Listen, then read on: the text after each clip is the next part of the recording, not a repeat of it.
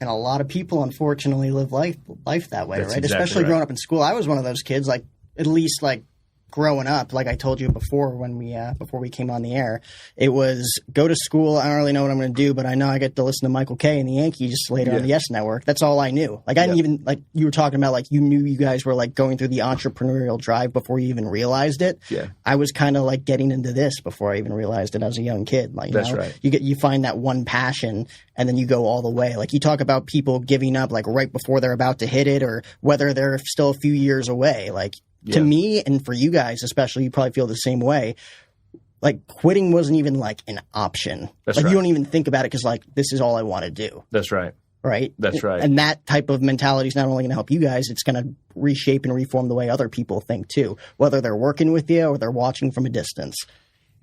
When you quit, I think it's just because you either A, don't believe in yourself, and that's probably the biggest issue. It doesn't matter how good, whatever it is somebody's training you on or whatever it is you're trying to do, if you don't believe it's possible, that is fact, right? So the other thing is, or they don't believe in the process or whatever it is that they're actually trying to accomplish, right? So, and again, would you believe in the process if you keep getting up and walking and killing yourself walking across the desert? Would you believe that you would eventually make landfall or find water or whatever it may be? Mm-hmm.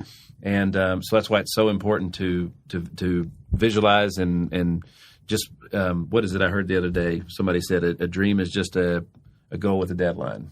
And a goal with a deadline becomes a plan, and a plan can have activity assigned to that plan, which is going to get you to where you want to go. So it's very multi-layered. Then effort. That's what most people lack.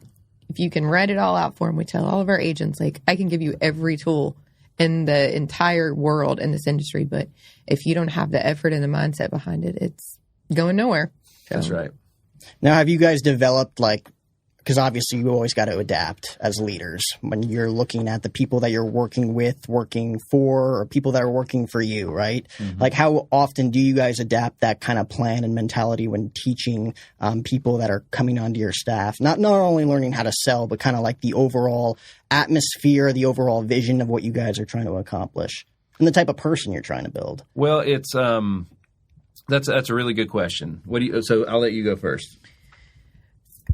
I think you adapt. I mean, now in today's world, the people coming in are either been paid because they hadn't went back to work yet.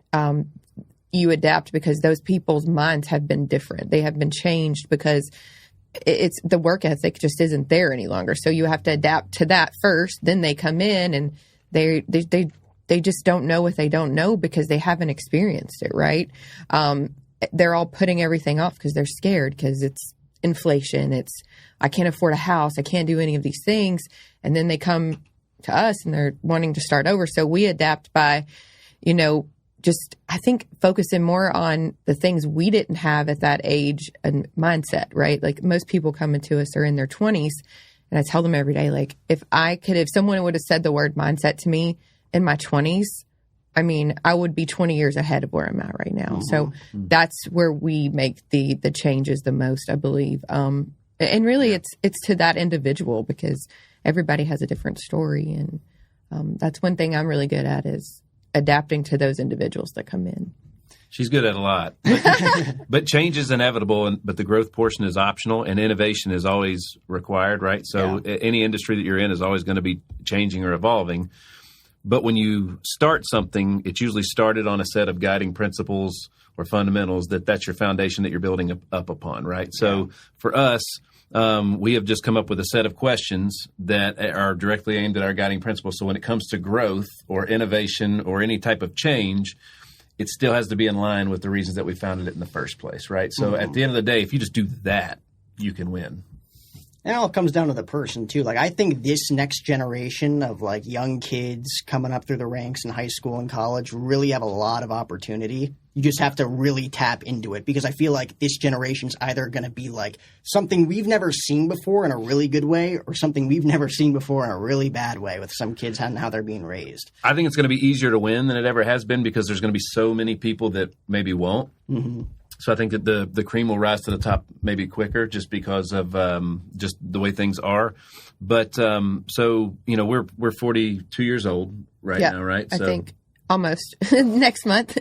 How old are we? No, it will be 43 next month. That happens in your 40s. No, we're 40. We'll be 42. Oh, we'll be 42. Yeah. Oh, hey, I'm only 41. That's good. Do you guys have friends that won't like tell their age or be like, I'm 35, but I'm actually like 45? No. Yeah, like ages, I still feel the same as I did 10 years ago. Yeah, it's just age. Age is just a number. 100%. But I think that like people are getting the education that they need to be successful. The thing is like if you go to college, you get a marketing degree, they're going to teach you everything about marketing except for how to generate revenue with it. Yeah. How to apply it to make to start a business or benefit a business, which is, there's a sales issue that nobody's being taught how to do that. And everybody is in sales. If you talked your mom and dad into a cookie as a kid, you sold them, you closed them, right? So, and we have 2 kids and both of them are pretty dang good at closing.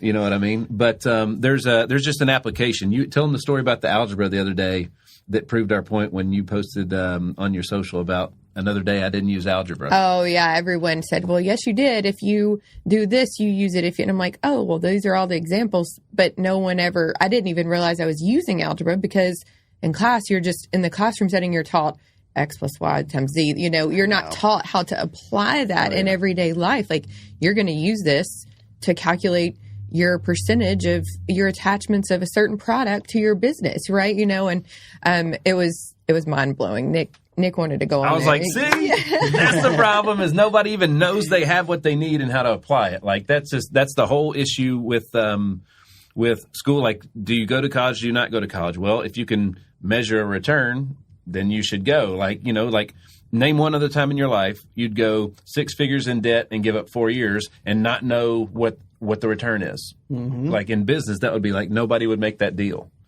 Do you think, I think learning through the experiences though is what's going to teach you at all? Because to go back to like kids not really knowing what they want, figuring things out as a teacher, from a teacher's perspective, and I think there's a lot of teachers that would like it to teach it that way. 100%. Of like, here's a situation, here's how you're going to apply it in life.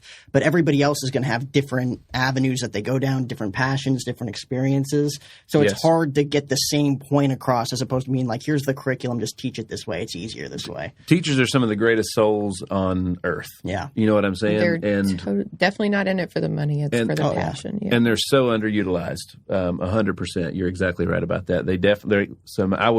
I had some amazing teachers as a kid, and but that was the school. The system has changed dramatically. I don't know if those people could have gave me what they gave me in today's world. You know what I mean? So, and they're all retired now, and I don't even know if they understand how much different it is. One of my favorite ones gave me the one and only spanking I ever got in school, and you can't do that anymore. No, absolutely not. But yeah, I got a spanking in school, and it was didn't do that again. I never got one. You know what I mean? And then as a substitute, so when I was playing ball, substitute teaching was one of the odd jobs that I had. Oh, and really? And it was I had a buddy that was a teacher, so I always got to do his class, and it was in high school. And teachers got it rough because these grown men are basically standing up saying like, I don't care what you say, I'm not doing it, and it's like, well, what do you do with that? Yeah. Like you have no control over the classroom. If there's somebody that's in a position of authority, they have to be able to have authority.